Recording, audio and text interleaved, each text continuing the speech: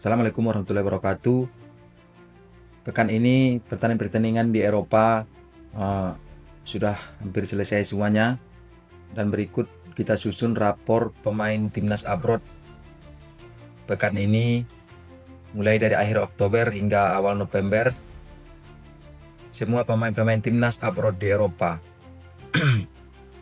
Mulai ada yang nilainya bagus, ratingnya tinggi, starter, dan ada juga pemain yang cedera, tidak diturunkan mulai dari menit awal dan bahkan tidak masuk dalam DSP. Berikut kita susun tadi rapor pemain timnas abroad di Eropa. Disclaimer dulu bahwa pemain yang kami susun ini adalah hanya yang berlaga di Eropa. Di Asia, Thailand, Jepang, Indonesia, Australia tidak termasuk di dalam daftar ini. Jadi ada 16 pemain yang kami susun. Mungkin kalau ada pemain yang terlupa, mohon maaf karena kami menyusun data ini sendiri dengan melihat data-data internet dan sedikit dibantu oleh AI. Pertama ada Emil Audero Mulyadi, tentunya di US Cremonese di Serie A Italia. Pertandingannya di tanggal 2 November. Cremonese kalah 1-2 dari Juventus. Ya, Juventus secara lebih klub papan atas ya kawan-kawan.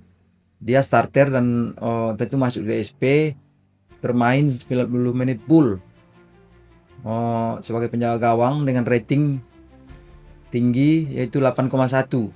Banyak penyelamatan krusial. Berarti kalau seandainya Emil Audero tidak bermain dalam pertandingan ini, mungkin kekalahannya tidak 1-2, bisa jadi 1-4 atau 1-3, 1-5 karena banyak penyelamatan krusial jatan tambahannya. Kemudian rapor termasuk bagus. Pertandingan berikutnya itu 9 November 2025 melawan Lecce. Mudah-mudahan nanti Emil Audero timnya US Cremonese bisa menang. Kita doakan ya kawan-kawan. Kemudian ada Kevin Dix di Bundesliga Jerman, Borussia Mönchengladbach tentunya. Bertanding pada 1 November kemarin di St. Pauli melawan St. Pauli 04. Timnya menang. Dia starter bermain 90 menit. Posisi dia di bek kanan.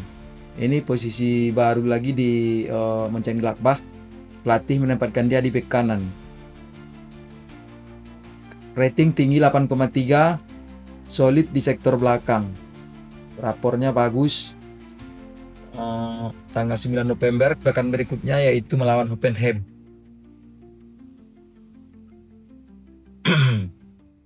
Yang paling tinggi berarti ratingnya adalah Kevin Dix. Dipasang dan diplot sebagai bek kanan berarti.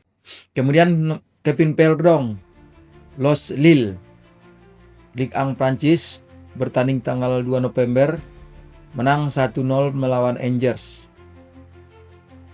Dia di posisi bek kiri, bermain full selama 90 menit, tentu starter, clean sheet, rating 8, 88% operan akurat. Ini termasuk angka yang tinggi. Kalau operan seperti ini biasanya operan Rodri, Iniesta, operannya rating tinggi seperti ini. Klub-klub yang penguasaan bolanya tinggi lah, seperti Manchester City, Arsenal. Declan Rice mungkin ratingnya kalau lagi main bagus ya seperti inilah, 88%. Terus ada beberapa sapuan penting. Alhamdulillah Kevin Perdong starter lagi, dipercaya. Rapornya bagus. Pertandingan berikutnya melawan Lens tanggal 9. Sama nanti pertandingan jadwalnya dengan Kevin Dix dan Emil Audero. Kemudian Nathan Choaon, meskipun liganya lebih rendah dari 3 pemain sebelumnya, dia termasuk pemain yang berrapor biru. Maksudnya biru di sini adalah lumayan bagus lah. Willem Tutelboek, STDPC Liga Belanda. Tanggal 31 kemarin mainnya melawan FC Dordrecht. Kenapa nilainya tinggi? Karena Mereka menang timnya 7-0. Kawan-kawan, bermain 90 menit dia posisi gelandang. Biasanya dia bek kanan, kali ini dia bermain sebagai gelandang sebagaimana dia sering tampilkan di timnas Indonesia. Ratingnya 8,2, rating nomor 2 tertinggi setelah Kevin Dix. Cetak gol pertama, karena yang cetak gol guys. Satu-satunya pemain abroad yang mencetak gol di pekan ini adalah Nathan Choaon. Kita doakan dia terus permainannya lebih baik lagi agar karirnya bisa pindah ke klub yang lebih baik. Main penuh dan agresif. Rapor bagus. Tanggal 9 November melawan Groningen.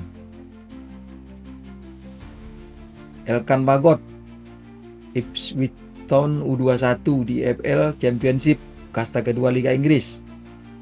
Tanggal 24 Oktober kemarin. Kalau pekan ini nampaknya dia belum main.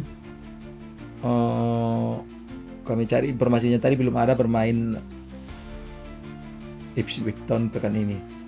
Melawan Brighton U21, timnya menang 3-1. Dia bermain 90 menit. Back tengah, rating 7,4, tampil penuh.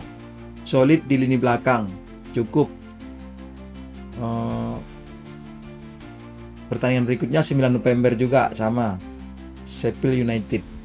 Jadi kalau melihat jadwal ini, pekan ini harusnya sudah main ini tanggal 1.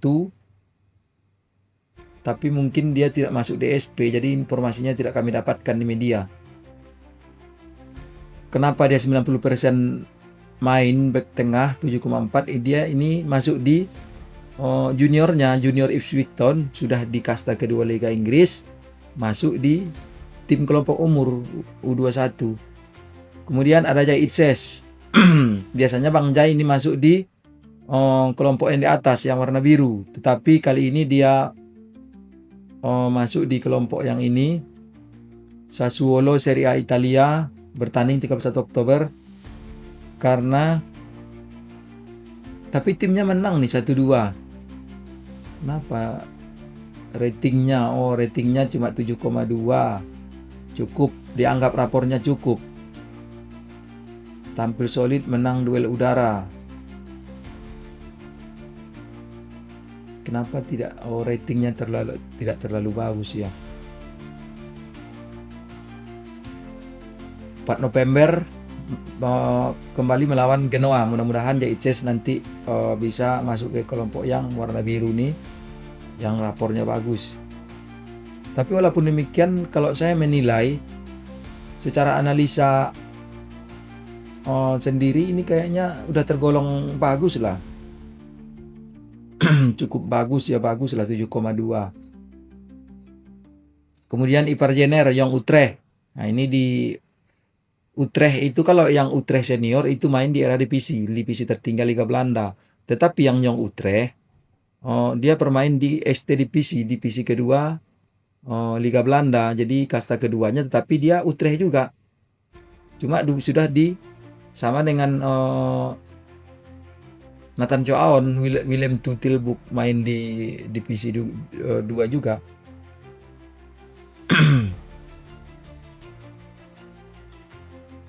Tanggal 3 November main 2-2 melawan Almer City. 2-2 draw. 90 menit main sebagai gelandang, rating 7,3, tampil solid di lini tengah. Ya mudah-mudahan Ipar Jener bisa nanti memperkaya gelandang timnas. Meskipun kemarin di FIFA Matchday round 4 di Arab Saudi dia tidak dipanggil oleh mantan pelatih timnas kita. Dianggap nilainya cukup bagus. Kemudian berikutnya melawan Yong Ajak. Nah sama dia nih, Yong Ajak ini juga Ajaknya di divisi tertinggi, Yong Ajaknya di ST divisi. Walaupun nanti dia peringkat 1, mereka tidak boleh naik ke Eredivisie sama dengan Jong Utrecht. Karena begitu aturannya, sama dengan Spanyol. Ada nama yang sama tetapi bermain di divisi bawah. Bahkan ada yang di divisi lapis ketiganya klubnya itu. Kalau degradasi ke bawah ada, tetapi untuk promosi mereka tidak bisa karena klub yang utamanya sudah bermain di Eredivisie. Kemudian Justin Hapner, Fortuna Sittard, ini di Eredivisie Belanda, tanggal 2 bermain draw 1-1 melawan AZ Alkmaar. Pemain full starter 90 menit, posisi back tengah, di rating 7,1, tampil stabil di lini belakang. Rapornya cukup bagus. Kalau seperti ini ya harusnya masuk di atas juga nih. Tapi ratingnya entah bagaimana, Transfermarkt menilainya kita tidak tahu, tapi dianggap 7,1. 9 November juga bertanding melawan Utrecht. Mudah-mudahan nanti di pertandingan berikutnya kita bisa melihat dua pemain abroad kita, timnas Indonesia. Di situ ada Emiliano Jonathan dan Justin Hapner. Fortuna Sittard melawan FC Utrecht tanggal 9 pekan depan. Kemudian ada Dean James, Go Ahead Eagles, Eredivisie, bertanding tanggal 2 juga. Malam kemarin Go Ahead Eagles draw melawan Vitesse. Main full di gelandang. Ini adalah posisi yang tidak biasa nih, Dean James. Rating 7, tampil solid di lini belakang. Dianggap nilainya cukup. Pertandingan berikutnya 9 November melawan Groningen.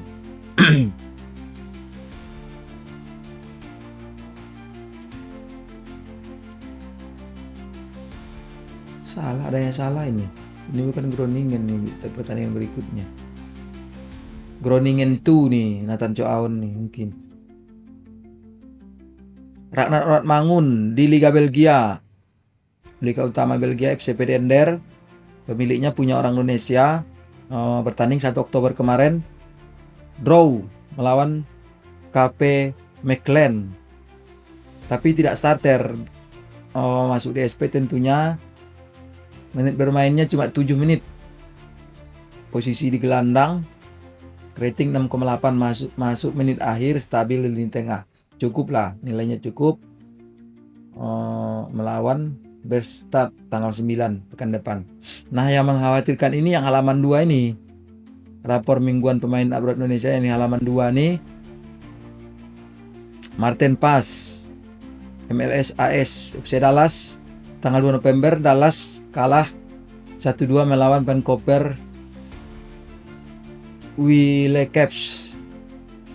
Dia tidak starter, masuk dalam DSP tetapi tidak diturunkan, duduk di cadangan, tidak dimainkan. Absen, masuk DSP. Emiliano Jonathan, FC Utrecht, Eredivisie 2 November. FC Utrecht menang melawan NEC Nijmegen, mantan klubnya Kelvin Perdong. Menang Utrecht 1-0. Tetapi dia tidak bermain, tidak diturunkan starter, tetapi masuk DSP dan tidak diturunkan hingga pertandingan berakhir. Gelandang sayap, duduk di bangku cadangan. Ini dianggap kurang karena absen, sama dengan Martin Paes tadi. Volendam tanggal 9 November. Jadi ini melawan klubnya Mauro Silstra, FC Volendam di Eredivisie juga. Bukan, ini di Eredivisie nih, Eredivisie Volendam. Sudah promosi tahun ini. Oleh Romani Oxford United, EFL Championship Inggris 1 November. Timnya kalah 1-2 dari Hull City. Tidak diturunkan tentunya dan tidak masuk dalam DSP. Penyerang absen cedera. Berikutnya 9 November melawan Millwall. Tidak masuk dalam DSP kawan-kawan, berarti cukup mengkhawatirkan juga. Padahal di timnas kemarin dia sudah diturunkan walaupun tidak bermain full. Berarti timnas maksud saya klubnya oleh Romani Oxford United menilai bahwa dia belum layak untuk bermain. Masuk dalam DSP saja tidak ada. Sama juga dengan Mauro Silstra yang absen cedera, sama dengan Wes Ilgers. Tentunya sampai akhir musim ini akan ditutup. Beda dengan Ole dan Mauro Silstra. Mauro Silstra ini masih ada harapan akan tampil di pekan-pekan berikutnya. Namun kalau Wes Ilgers ini ya kabarnya ACL itu lutut, lebih parah dari apa yang dialami oleh Rodri di Manchester City dan apa yang dialami oleh Oleh Romeni kan hanya di pergelangan kaki. Kalau ini di lutut, ini adalah momok yang menakutkan bagi seorang pemain profesional. Baik kawan-kawan, demikian 16 orang pemain kami sampaikan di sini. Mohon maaf jika ada pemain yang terlupa,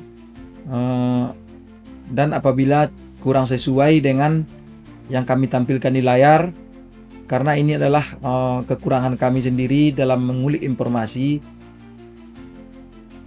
Dan mudah-mudahan kita doakan semua pemain yang di sini di daftar ini pekan depan, mungkin kecuali yang cedera seperti Messi Ilgars ini, bisa bermain pekan depan dan timnya menang. Walaupun ada yang sama-sama bertanding. Terima kasih, mohon maaf atas kekurangan. Suara agak berubah karena cuaca dan kurang tidur. Terima kasih. Tetap solid, dukung timnas, dukung PSSI, Bravo DSP. Assalamualaikum warahmatullahi wabarakatuh.